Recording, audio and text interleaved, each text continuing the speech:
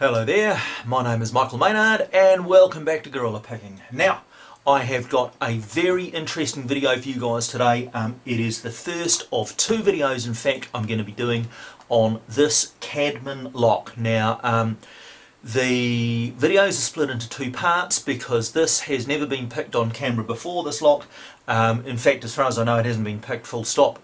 So we are going to do a first pick. That's going to be today's video, and then tomorrow's video I'm actually going to sit down and review this thing in quite a lot of detail, because believe me when I tell you, even though this thing is a Chinese lock pretending to be an Israeli lock, so it's a Chinese copy of a multi-lock in fact, but with some extra bits to it, it is an absolutely fantastic lock, and I think in actual fact that we're going to be seeing more of Cadman in the future. They're not a well-known brand at the moment. They're based in Hong Kong, but I think Cadman are going places. And again, if there were more of these around, more Chinese companies that were making locks of this quality, then people like Assa Abloy would really have to be looking to up their game, frankly. So I'll tell you a lot more about this lock in the next video, guys, when we do the actual review. Now, in terms of the picking, I just want to zoom in here and show you what we're up against. It is a multi-lock clone, so it's actually a clone of the multi-lock interactive. So we have got 5 pin and pin elements here, so that's a total of 10 pin and pins. We have got an interactive element in exactly the same way that the multi-lock interactive has a pin that has to be pushed up higher than a normal pin would go. But this lock has got something else, folks, and if you look carefully you will see that near the tip there is a funny looking little element there. That thing there is a magnet. Now, this is a very cunning lock. What actually happens here, guys, is that you have got the 5 pin and pin elements coming down from the top of the lock in the way that pin and pin elements usually do. They are serrated. The outers on these are serrated. They've got these really difficult little serrations. So in and of itself, this is bloody difficult to pick. But here's the cunning thing. The key is pushing those pins upwards. Okay. Now the magnetic element, alright, is actually on the bottom of the key and interacts with a magnet down at the bottom of the lock. Now what has to happen there is that while the key is pushing these pins upwards, it actually has to suck this bottom pin up into the body of the lock as well. So while it's pushing, it's also pulling. And when you are picking this thing, to get all those things happening at once is bloody difficult to do. It really is, which is why we are going to need to use a variety of different tools here. We're going to use a whole lot of different tools. Now, if that wasn't hard enough, they have made the magnetic element bloody hard to get to. So it is actually down the back here between pins 4 and 5. Okay, so it sits in the bottom of the lock at the level of between 4 and 5 here, right? To get to it is very difficult because whilst there is no warding at the front of the lock, in the same way that multi-locks don't have any warding at the front either, there is actually some warding down the back there. Guess what? Right next to pins 4 and 5. So you cannot attack this thing from the side. You've got to get in down the front somehow, okay? Now, that in itself wouldn't be too hard, except that they are not stupid, these people, and they have made the bitting on the key, and particularly pin 4, just let me get a pick so I can point this out, they have made the outer on pin 4 set very low. So what you've actually got to do is somehow sneak under there to set this magnetic element, get out whatever tool it was that you were using to set that thing with, and then pick the rest of the lock, all without oversetting those pins. It is bloody difficult, and I've got an awful lot of respect for the guys that designed this lock. I really do. So with all that in mind, what we are going to do now is not discuss the pros and cons of this lock any further. We are going to pick the thing. I'll disassemble it, I'll show you that I've picked it. That'll be the end of today's video, and then the next video that we do will be the review. So I'll get this clamped up, folks. It's going to be a long one because it's complex, and we'll get the job done. Back in a second. Okay folks, well, we are clamped up, we are ready to go, and here is our key working like keys should. Now, the first order of business is to get this magnetic pick in here and pick the magnetic element. Now, this is diabolically difficult to do. I mean, as if the lock itself wasn't difficult, you know. What you really want to be doing is getting this pick down either the centre or the left hand side of the keyway. You cannot do either of those things, in fact, because of the geometry of the lock and because of that warding down the back that you can't even see. So what we're having to do here is go in from the right hand side of the lock and use this very thin pick to ease this magnetic pick under the dimples. Now, the picks that we're using here are a magnetic pick made by Drawkin, and Andre, thanks a million times for this pick, mate. For those of you guys who don't know who Drawkin is, Andre is the guy who picked the MCS, the EVA MCS lock. So he's a man who knows what picking a magnetic lock's like. And he made this pick that I'm using. The other pick in my right hand is a Peterson number 3 hook in 15 thousandths. What I'm trying to do is manipulate the pins with that to lift them up so that I can sneak the magnetic pick underneath them. There is just absolutely no real estate in this lock, eh? There's just no room to get in and do the things you want to do. So we're almost at the stage where we've got there we go, we're just got a little bit deeper. We're almost at the stage where we've got the magnetic element picked. Once there we go, we're in. Okay, my God.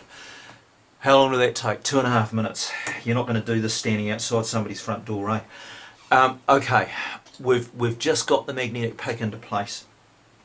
We have picked the magnetic element. Now what we've got to do is get this damn thing back out without oversetting every other pin in the lock, and particularly pin 4. This is a nightmare job. So it's also very easy to break the pick while you're doing this as well. So what I'm doing is keeping light tension on here and easing this pick up and out of where it is. I'm hearing some pins click. That is not a good thing, but we have got the pick out. Now from here on in, what we're doing effectively is picking a serrated multi-lock interactive.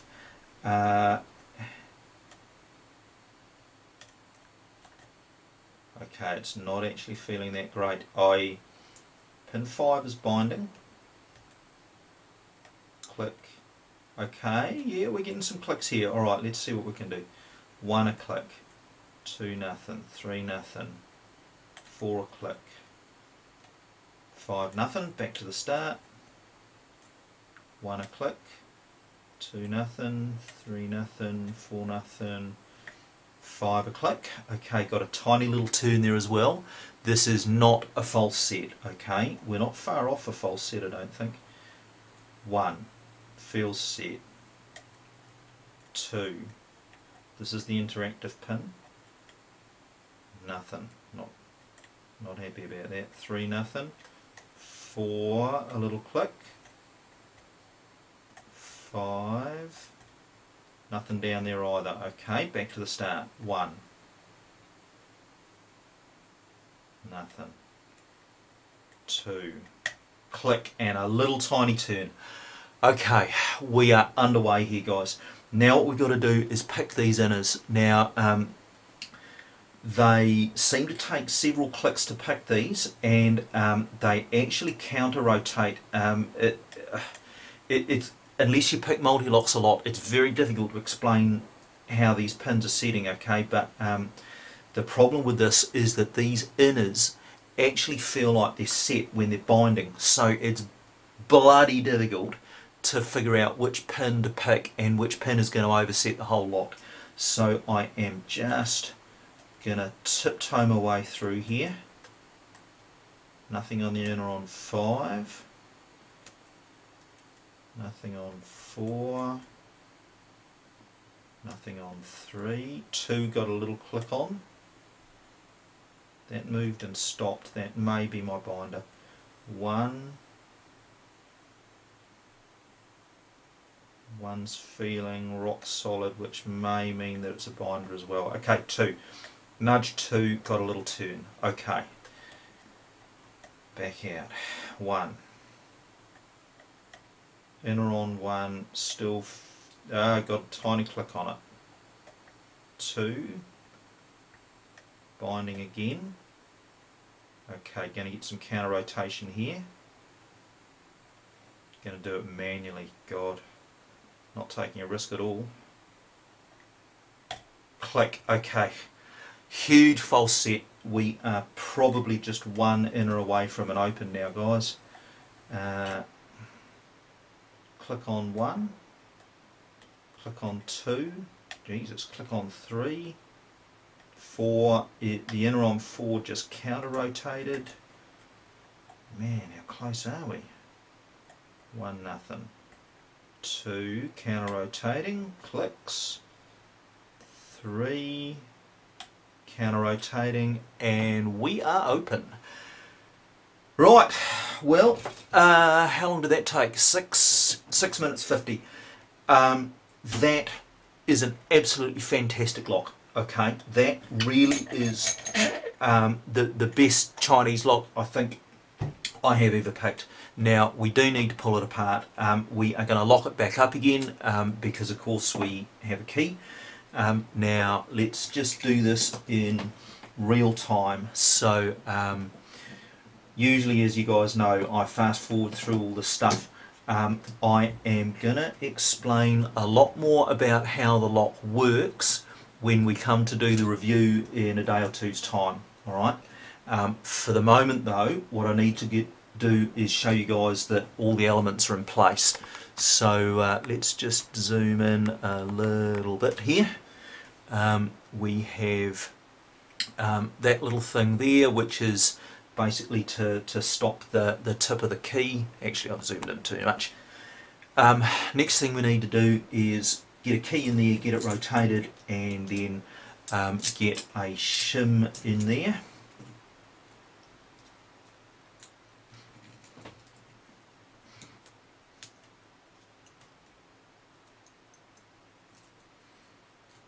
Okay, now we've just shimmed those top pins. Just remember there is a magnetic element on the bottom of the lock here, okay, but as well as that we've got to manage not to drop these pin drivers out of the key. So I am gonna, okay, we just dropped a little ball. Oh yeah, I was going to tell you guys about that. There's a detent. We'll talk about that later. Okay, so very carefully here, removing that barrel. Okay, we are in business. Now, I've got my thumb over the pin elements here. There is our little magnetic element. Okay, you can see that in the core right there. Just let me drop that out of there. of course, yeah, it won't come out because it's got the magnet in the key in there, eh? Okay, alright, we'll deal with that in a second. Let's put that in there for the time being. Now, we're going to need tweezers to deal with all this stuff. Let's get the drivers out of there. You will see that these are all serrated. They have got these nasty little serrations in them that look a whole lot like that. So this bit's going to be fairly straightforward, folks. I'll just ping these out relatively quickly.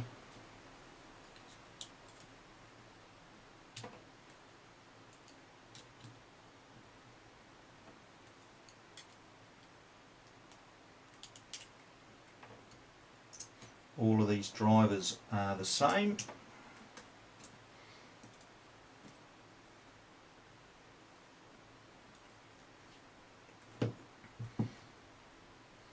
Okay, so there's the contents of the body of the lock.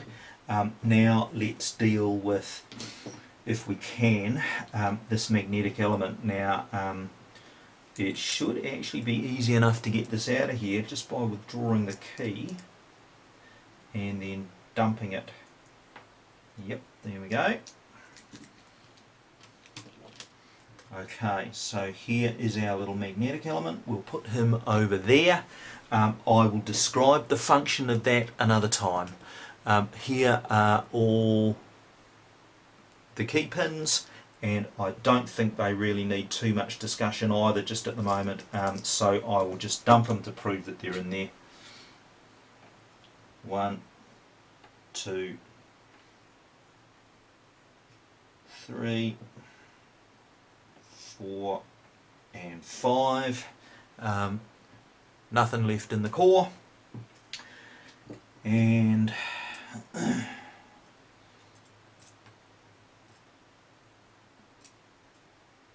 here are all our key pin elements. So there you go, folks. First pick of this Cadman.